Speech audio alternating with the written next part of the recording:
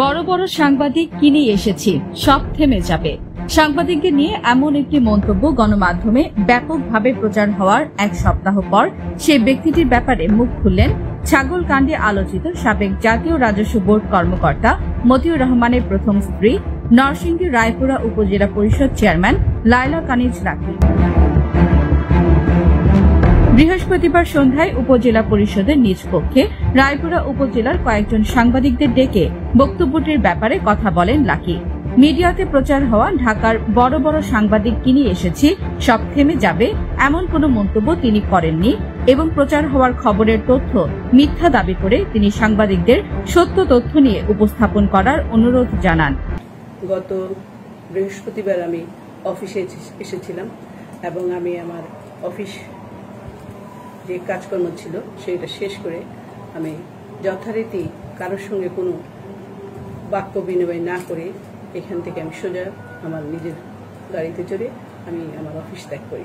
কে বা কাহারা একটা ভুল তথ্য মিডিয়া কর্মীদের দিয়েছেন যে আমি ঢাকার সব বড় বড় সাংবাদিকদের ম্যানেজ করে এখানে এসেছি। এটা আসলে সম্পূর্ণ মিথ্যা কথা। আমি এরকম কথা বলি নাই এবং সাংবাদিকদের এরকম ভুল তথ্য দিয়েছেন, তাদের কাছ থেকে আপনারা সত্য তথ্য নিয়ে উপস্থাপন করবেন আপনারা সমাজের দর্পণ। আমি আশা করব সত্যটা প্রকাশ করবেন। এদিকে সামাজিক যোগাযোগ মাধ্যমে সাবেক রাজস্ব কর্মকর্তা মতিউর রহমানের দ্বিতীয় পক্ষের স্ত্রীর সন্তানের ছাগলকাণ্ডের ঘটনা ভাইরাল হওয়ার পর গণমাধ্যমের শিরোনামে উঠে আসে মতিউরের প্রথম স্ত্রী লায়লা কানিজ লাকির নাম। ছাগলকাণ্ডের পর তার বিপুল সম্পদ নিয়ে গণমাধ্যমে সংবাদ প্রচারের পর স্বামী ও সন্তান সহ লাকির দেশ ত্যাগে বাধা দেয় আদালত এবং বৃহস্পতিবার দুর্নীতি দমন কমিশনের আবেদনের পরিপ্রেক্ষিতে ঢাকা মহানগর সিনিয়র স্পেশাল জজ আদালত মতিউর রহমান ও তার পরিবারের সদস্যদের স্থাবর সম্পদ ক্রোকের আদেশ দেন। ক্রোক করা সম্পদের মধ্যে বরিশাল ও নরসিংদীতে মোট 1019 জমি, রাজধানীতে বহুতল ভবন সহ 10 কাঠা জমি ও 2টি ফ্ল্যাট রয়েছে।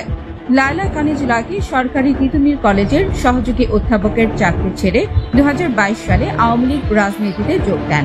গেল বছর রায়পুরা উপজেলা পরিষদ উপনির্বাচনে বিনা প্রতিদ্বন্দ্বিতায় চেয়ারম্যান নির্বাচিত হন তিনি।